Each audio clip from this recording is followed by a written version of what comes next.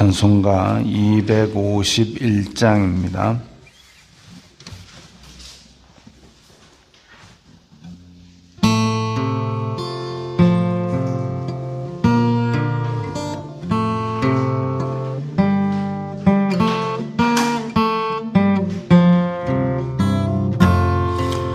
놀랍다 주님의 큰 은혜, 우리의 죄를 속하시려 갈보리 십자가 위에서 어린 양 보혈을 흘렸네. 주의 은혜 우리의 죄를 다 씻었네. 주의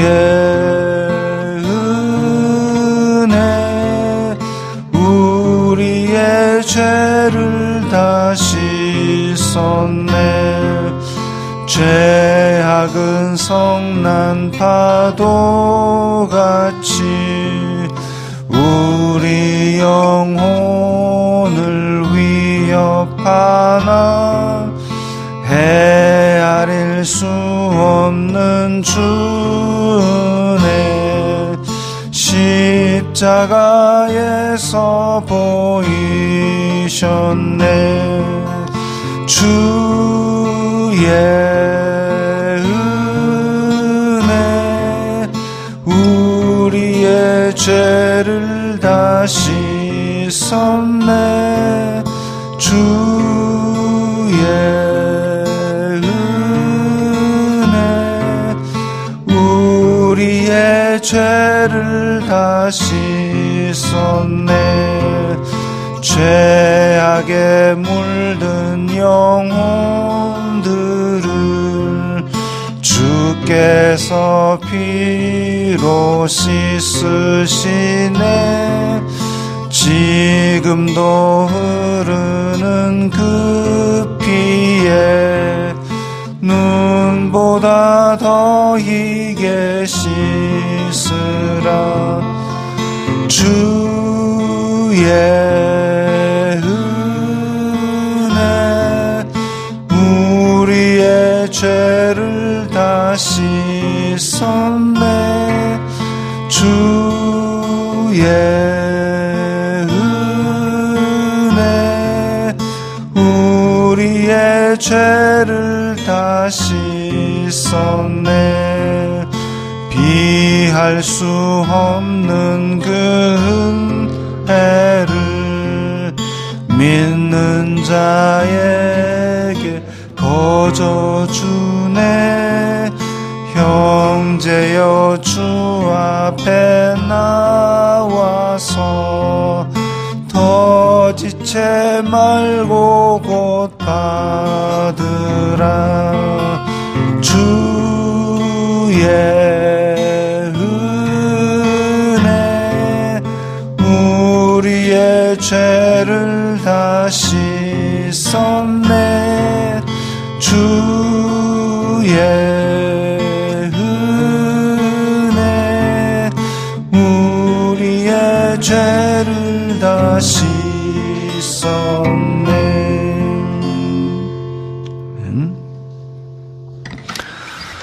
오늘 말씀은 사무엘하 12장 24절부터 31절까지의 말씀입니다. 구약 성경 481면입니다.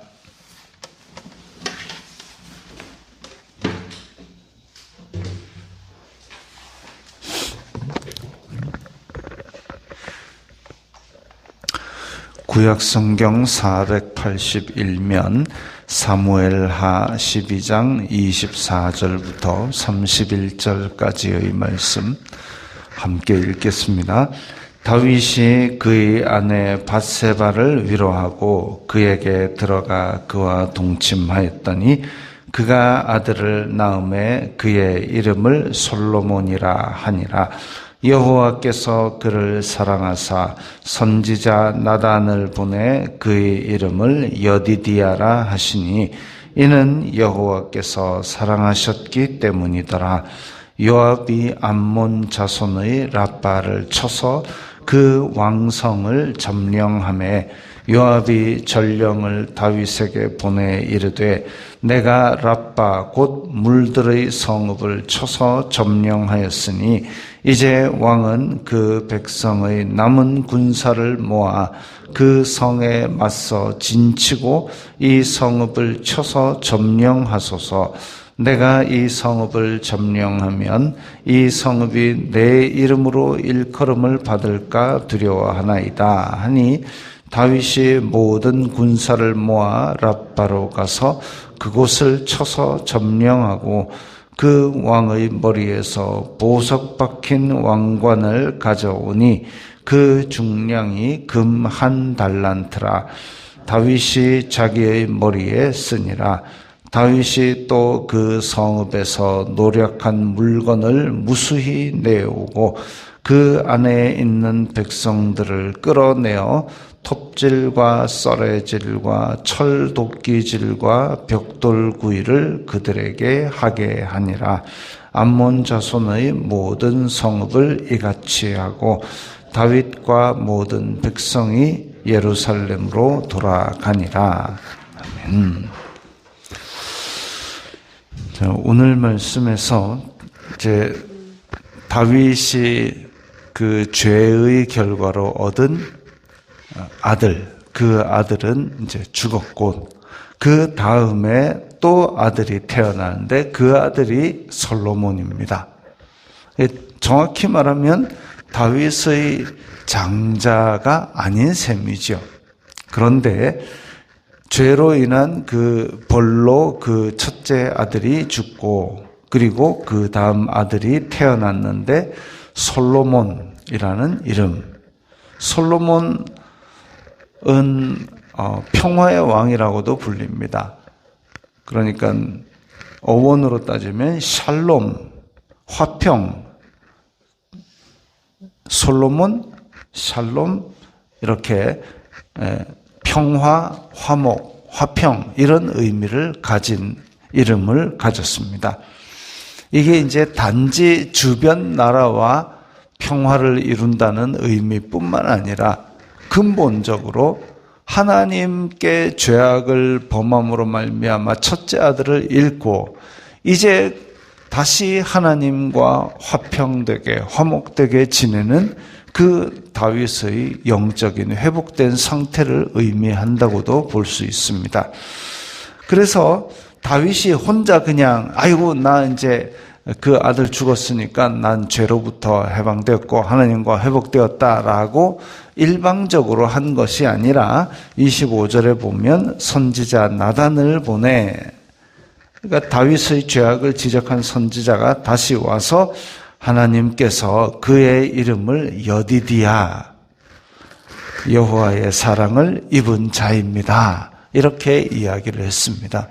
즉 일시적으로 다윗이 죄악을 범해서 하나님과의 관계가 깨어졌다면 하나님께서는 여전히 다윗을 사랑하시고 또 그 진실된 회개로 말미암아 이렇게 하나님께서 사랑하심을 여전히 보여주셨습니다. 그래서 솔로몬은 하나님의 사랑을 입은 자로서 이제 다윗의 뒤를 이어서 다윗이 그렇게 소원하였던 하나님의 집을 짓는 일을 이어서 하게 되지요. 자, 그 다음에 오늘 이어지는 이야기가 요압이 암몬 자손의 랍바를 쳐서 왕성을 점령했다 그랬습니다. 사실 시간적으로는 그 훨씬 이전에 일어났던 일입니다. 그러니까 암몬 자손의 그 선대, 이 왕의 아버지 선대가 다윗과 우호적인 관계였는데 그 선대 왕이 죽었을 때에 다윗이 조문을 하러 신하들을 중직들을 보냈습니다. 그런데 그 암몬 자손의 왕이 이 사람들은 우리를 정탐하러 왔다 이래가지고 이 옷을 엉덩이 중간까지 잘라버린 거죠. 그야말로 하체가 다 드러나게 잘라가지고 초미니 스커트를 만들어가지고 그래서 보냈습니다. 돌려보냈습니다. 아니, 이 지금 조문하라고 신하들, 그것도 꽤 높은 신하들을 보냈는데 그 호의를 갖다가 이렇게 허리에 의복을 잘라가지고 아주 수치를 줘가지고 돌려보냈다. 뒤통수를 친 거지요. 정말 기분 나쁜 일입니다. 그래서 이들로 인해서 이제 전쟁이 일어나게 되는 거죠. 이 지금 암몬 자손들은 이스라엘에 대해서 아주 적대하고 있구나 해가지고 그때 암몬을 공격합니다. 실제로 그래서 요압이 가서 거의 군사적으로는 승리를 거두었음에도 불구하고 완전히 점령을 못하고 돌아옵니다. 왜냐하면 이제 이스라엘 그 지역에는 우기와 건기가 있는데 아마도 이제 비가 오는 기간이라서 이제 전쟁을 다 못하게 되는 것 같습니다. 그래서 그때 전쟁이 멈추고 그 다음 해에 이제 출정할 시기가 돌아오매 이런 얘기가 나옵니다. 다시 말하면 이제 군사를 움직이기에 적정한 날씨가 다시 돌아온 것이죠. 만약 비가 오고 길이 미끄럽고 진흙탕이 되고 이러면 서로 싸우기도 힘들고 전염병도 돌고 이러니까 전쟁을 할 수가 없지만 이듬 해에 이제 다시 출정할 시기가 돌아오매 또 요압이 이 암몬 자손을 향해서 공격을 합니다. 그때에 이제 우리아도 나가서 출정을 하고 그때에 전사를 하게 되지요. 그런 일들이 있었는데 그 우리아가 나가서 전사하고 그 다음에 다윗이 나중에 그 아들을 잃고 솔로몬까지 얻은 이야기를 기록한 다음에 다시 이전에 있던 암몬 자손의 왕성을 친 이야기로 돌아가는 시간적으로는 아마도 그런 것으로 보입니다. 그래서 다윗이 아들을 잃고 그 이후에 솔로몬이 태어나고 이렇게 하기까지는 아마 한 1, 2년 정도 시간이 더 흘렀을 것이고 암몬 자손의 왕성을 쳐서 완전히 점령한 것은 아마도 시간적으로는 좀 더 앞서지 않겠는가 이렇게 보고 있습니다. 자, 그래서 암몬 자손의 라빠가 이제 그 왕성입니다. 왕이 지내는 성, 수도성을 점령을 했는데 요압이 왕성을 점령하고 나서 거의 이제 다 꺾어 놓고 왕을 부릅니다. 요압이 자기가 점령하고 나서 이제 자기가 거의 뭐 옛날에 사울과 다윗의 관계에 있어서 사울은 천천히요 다윗은 만만히로다 이런 일이 일어나면 안 되기 때문에 왕이여 지금 내가 다 점령해 놨으니까 와서 다윗이 점령했다 이거 하세요. 그래서 지금 왕이 모아가지고 가가지고 그곳을 완전히 점령을 하고 그 다음에 30절에 보니까 그 왕의 머리에서 보석 박힌 왕관을 가져오니 그 중량이 금 1달란트다. 금 1달란트 이러면 한 33kg 이렇게 됩니다. 33, 34kg. 엄청난 크기죠. 근데 왕의 머리에서 보석 박힌 왕관을 가져와 가지고 30kg 넘는 왕관을 그걸 왕의 머리에 일반 사람들 머리에 썼다 이러면 목 디스크 옵니다. 머리 잘못 돌리면 목이 뚝 부러집니다. 아니 30kg나 되는 걸 왕관을 머리에 쓰고 어떻게 그게 불편해서 삽니까? 그래서 이제 학자들은 이게 관용적인 표현이다. 그래서 암몬 자손의 왕이 그 왕도 30kg짜리를 머리에 쓰고 다녔다기보다는 보통 그때는 신과 왕과 이런 것들이 이제 우리나라에서는 왕이나 신이 다른 단어로 쓰이지만 그때 당시에는 왕이나 신이나 이런 것들이 다 이제 한 단어로 표현이 되었던 시기입니다. 그래서 그러니까 아비멜렉, 아브 이러면은 아버지라는 뜻이고 멜렉 이러면 왕이라는 뜻이고 왕과 아버지와 신 이런 것들이 이제 거의 비슷한 단어 혹은 같은 단어로 쓰이던 시기이기 때문에 암몬 자손이 섬겼던 신의 어떤 그 우상 머리에 있었던 왕관 이러면 이제 좀 현실적으로 맞지요. 그래서 금 한 달란트 30kg 정도 되는 왕관을 그렇게 우상 머리에 씌웠다. 그럼 그걸 가져가거나 그걸 부수었다 이러면은 이제 완전히 정복한 겁니다. 그야말로 신주단지를 뺏긴 셈이 되는 거죠. 그래서 암몬 자손이 최고 존엄으로 섬기는 그 왕의 머리, 그 신의 머리에서 왕관을 뺏어가 버렸다. 그렇게 보시면 되겠고, 다윗이 자기의 머리에 쓰니라라고 했다는 것은 30kg짜리를 다윗이 머리에 그냥 썼다기보다는 아마 거기에 있는 보석 박힌 왕관, 보석을 빼내었다든지, 왜 우리 영국에 이제 왕관이 있습니다.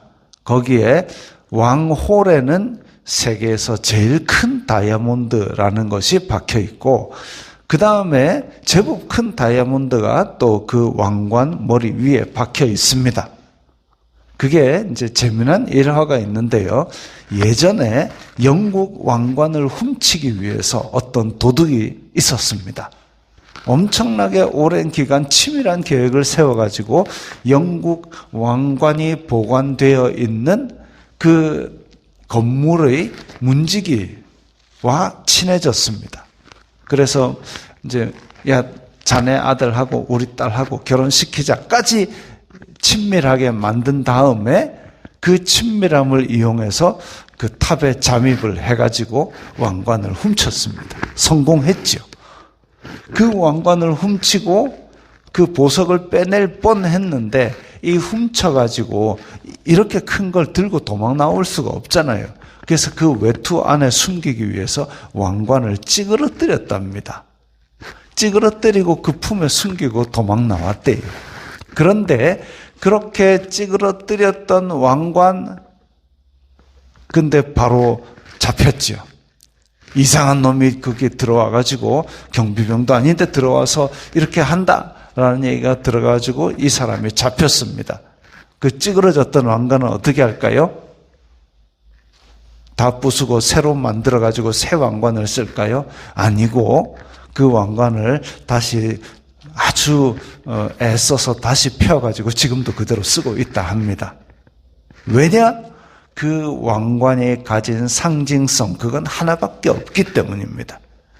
그런데 보석 박힌 왕관을 가져다가 금 한 달란트짜리를 뺏어가지고, 즉 암몬 자손이 가장 지존하게 생각하는 걸 뺏어가지고 그걸 지금 뜯어내가지고 다윗이 사용을 해버렸다. 완전히 이제 암몬 자손의 가장 귀히 여기는 것도 끝난 겁니다. 그래서 완전한 정복의 의미로 이런 일들을 행한 것이지, 거기에 이스라엘이 왕관이 모자래가지고 그거 들고 와가지고 30kg짜리 머리에 쓰고 목 디스크 오고 이런 건 아니다 이거죠. 그래서 가장 지존하게 섬기고 있던 그 상징물조차도 가져와서 다윗이 마음대로 사용을 했다. 그 외에 모든 노력한 물건들도 다 뺏어왔다. 그리고 31절에 보면 그 안에 있는 백성들을 끌어내어 톱질과 썰애질과 철도끼질과 벽돌구이를 하게 하니라 이랬는데, 난외주에 보니까 톱으로 켜고 썰애로 썰고 도끼로 찢고 벽돌가마로 지나게 하고 라는 의미도 있습니다. 그래서 지금 암몬 자손과 전쟁을 하게 된 첫 번째 원인이 뭐냐면 단지 땅을 넓히기 위해서라면 백성들을 다 살려놓고 그냥 왕에게만 항복을 받으면 끝인데, 그런데 아주 수치를 주고 뒤통수를 친 것에 대한 보복이기 때문에, 그래서 진멸전에 가까운 그런 전쟁을 했습니다.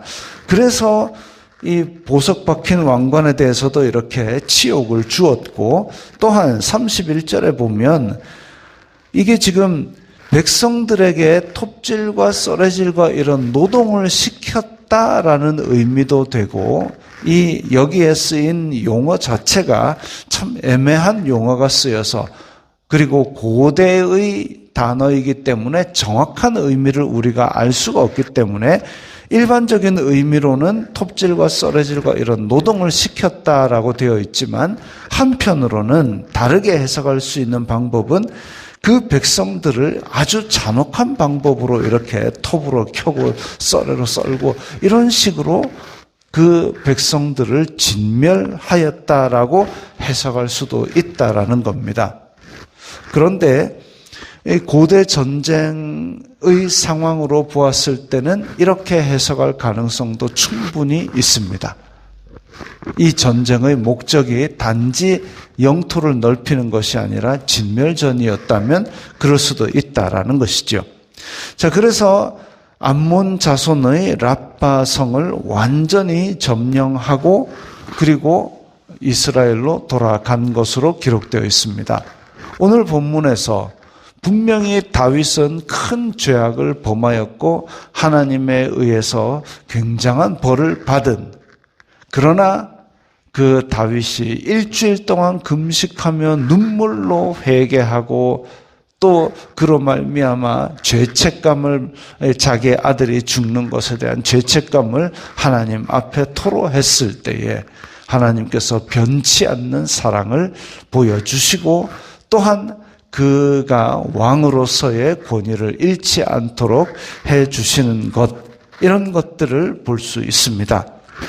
우리가 어떤 경건한 거룩한 일을 행했기 때문에 하나님께서 우리를 사랑하시는 것이 아니라 하나님께서 우리를 택하시고 하나님께서 우리를 변함없이 사랑하시고 그 아들을 보내어 우리를 구원하실 정도로 우리를 계속 세상 끝날까지도 영원히 사랑하신다는 것을 우리는 알 수 있죠. 그래서 이 변함없는 사랑을 받은 자, 우리가 할 수 있는 일은 하나님을 우리도 사랑하고, 또한 우리가 하나님과의 관계를 방해하는 죄악이 있을 때에 다윗처럼 진심으로 회개하고 다시 하나님께로 돌아가는 것, 그것이 우리의 할 일입니다. 많은 사람들이 죄를 저지르고 말미암아 그로 하나님과의 관계가 깨어지면 그로 인하여 영영 하나님께 등을 돌리는 일들이 있습니다. 그러면 안 되고 어쨌든 하나님께로 돌아가야 되는 것이죠. 당자가 무슨 공로를 행해가지고 아버지께로 돌아간 것이 아니라 그냥 일어서서 돌아간 겁니다. 아버지는 항상 그를 맞이하려고 나와서 기다리셨죠. 그것처럼 우리는 이 세상 끝날까지 변함없이 사랑하시는 하나님의 사랑, 그것을 믿고 그것을 의지하고 살아가야 하겠습니다. 기도합니다. 거룩하신 아버지 하나님, 감사합니다. 저희들을 사랑하시되 끝까지 사랑하여 주심을 믿습니다. 그 사랑 안에서 저희들이 항상 자유롭고 기쁘고 행복하게 주님과 사랑을 나누며 살아가게 하여 주시옵소서. 예수님 이름으로 기도드리옵나이다. 아멘.